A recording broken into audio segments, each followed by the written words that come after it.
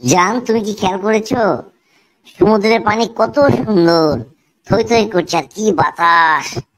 মনে হচ্ছে কি জানো, সমুদ্রের পানিতে গিয়ে সাঁতার কাটি। আরে না না না না না, পানিতে নেবো না, ডুবে যেতে পারো। ডুবে যাবো কেন? সেই ছোটবেলায় বাবা সাঁতার শিখিয়েছে, ডুববো মানে? আচ্ছা জান, তুমি সাঁতার কাটতে পারো? না, আমি সাঁতার কাটতে পারি না, সাঁতার কাটা শিখিও নি। ছি ছি ছি ছি ছি, তুমি বলছো কি? তুমি সাঁতার জানো না? একটা কুত্তাও তো সাঁতার কাটতে পারে। তা জান, তুমি কি সাঁতার কাটতে পারো? পারবো না মানে? বললামই তো, ছোটবেলায় বাবা আমাকে সাঁতার শিখিয়েছেন, আমি সাঁতার কাটতে পারি। তাহলে তুমি বলছো তুমি সাঁতার কাটতে পারো, আর কুত্তাও সাঁতার কাটতে পারে। তাহলে তুমি বলো তো, তোমার আর কুত্তার মধ্যে পার্থক্যটা কোথায়?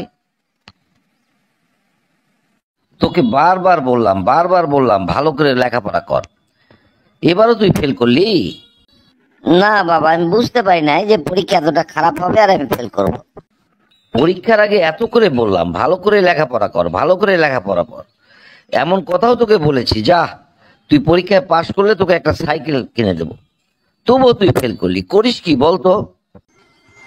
গোলযোগটা ওখানেই তো বেঁধেছে বাবা। গোলযোগটা ওখানে বেঁধেছে মানে? তুই কি বলতে চাচ্ছিস? পরীক্ষার আগে তুই লেখাপড়া বাদ দিয়ে কি করছিলি? না বাবা, গোলযোগ ওখানে বেঁধেছে মানে পরীক্ষার আগে লেখাপড়া বাদ দিয়ে আমি সাইকেল চালানোটাই শিখছিলাম বাবা। এই শোন, আমি কিছুক্ষণের জন্য বাড়ি যাচ্ছি, বাড়ি থেকে ঘুরে এসে দেখি যেন ঠিক মতো দোকানদারি করেছিস, কোনো কাস্টমার এলে যেন ফেরত না যায়। কথাটা মনে থাকবে? জি স্যার, মনে থাকবে স্যার। আবারও বলছি শোন, কোনো কাস্টমার এলে যদি কিছু চায়, দোকানে যদি না থাকে ওই কোম্পানির জিনিস, তাহলে অন্য কোম্পানির জিনিস দিয়ে বলবি আজকের মতো চালিয়ে নেন, কালকে এনে দেবো। ঠিক আছে? ঠিক আছে স্যার, আমার ভুল হবে না।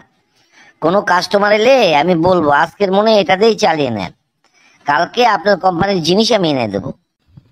আচ্ছা ঠিক আছে, তাহলে আমি গেলাম, দেখে শুনে দোকানদারি কর। এই যে ভাই, সিগারেট আছে?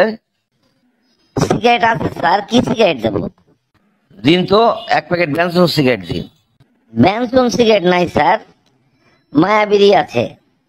এটা দিয়ে না হয় আজকের মনে চালিয়ে নিন, কালকে ব্যানসন সিগারেট আমি আপনাকে এনে দেবো।